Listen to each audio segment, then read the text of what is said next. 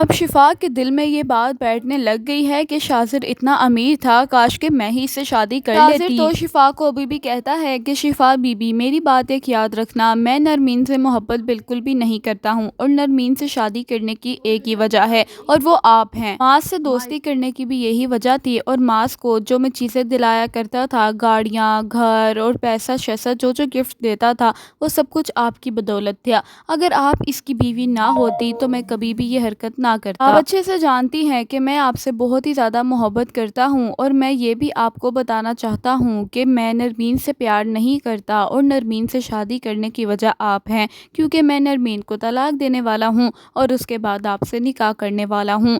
اتنے میں شفا تو رو رو کے پاگل ہو جاتی ہے، کہتی ہے کہ ماس کو مارنے والے تم ہو شاذر۔ شاذر کہتا ہے کہ کیسی باتیں کر رہی ہیں آپ، اب اتنا بھی گرا ہوا نہیں ہوں، وہ تو اس بیچارے کی لکھی اتنی ہوئی تھی تو وہ چلا گیا اس دنیا سے۔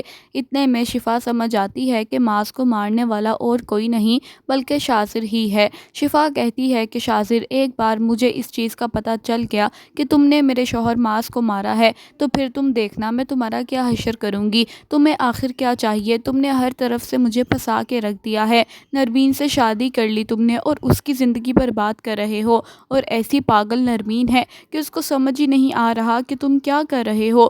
وہ سمجھتی ہے کہ تم اسے بہت محبت کرتے ہو۔ شاذر، تم ساروں کی زندگیاں برباد کرنا بند کر دو اور خدا کے لیے میری جان چھوڑ دو، کیونکہ میں آگے بہت ہی زیادہ ٹوٹی ہوئی لڑکی ہوں۔ شادی تمہاری اور نرمین کی ہوئی تھی اور دل میرا دھک دھک کر رہا تھا کہ میں جانتی تھی کہ تم کچھ غلط کرنے والے ہو۔ نرمین کو ہمیشہ میں نے اپنی بڑی بہن کی طرح سمجھایا اور اس کی اپنی اس طرح تربیت کی کہ جیسے وہ میری اپنی سگی چھوٹی بہن ہو، لیکن تم لوگوں نے میری ایک نہ سنی اور نرمین کو یہی لگتا رہا ساری عمر کہ بھابھی اس کی بہت ہی گھٹیا ہے اور بھابھی شاذر سے محبت کرتی ہیں، لیکن نرمین کو اس بات کا علم ہی نہ ہوا کہ بھابھی تو سچی تھی، وہ تو سچ کہتی تھی، لیکن نرمین کی آنکھوں پہ تو شاذر کی محبت کی پٹی سوار ہے، اور جب تک نرمین کو حقیقت نظر آنی ہے، جب نرمین کو پتہ چلنا ہے کہ شاذر کتنا گھٹیا مرد ہے، تب تک تو بہت دیر ہو چکی ہونی ہے۔ شاذر کہتا ہے کہ شفا، اگر تم پہلے دن ہی مان جاتی تو نہ میری نرمین کی شادی ہوتی، نہ تمہارا شوہر اس دنیا فانی سے رخصت کرتا۔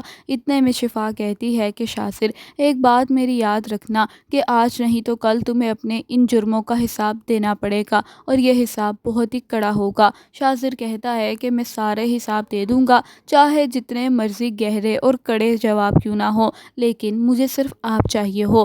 اگر آپ کا مجھ سے نکاح ہو جاتا ہے شفا بیگم، تو پھر میں آپ کے ساتھ مل کے ہر چیز کو برداشت کر لوں گا۔ شفا تو وہاں سے بھاگ جاتی ہے، کہتی ہے کہ یہ تو آہستہ آہستہ حد سے زیادہ بڑھ چکا ہے، اب اتنا زیادہ ہو گیا ہے کہ برداشت بھی نہیں ہو رہا، اور شفا پولیس اسٹیشن جانے کا فیصلہ کرتی ہے۔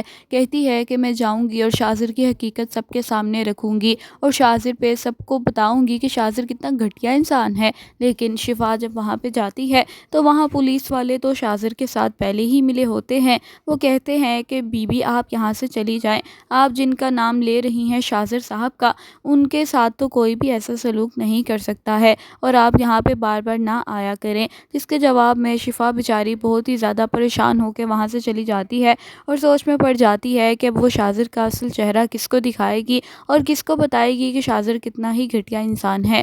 دوستو، آپ کو ویڈیو اچھی لگی ہے تو آپ کی تمکنت یوٹیوب چینل کو سبسکرائب کر لیں۔ ملتی ہوں نیکسٹ ویڈیو میں۔ اللہ حافظ۔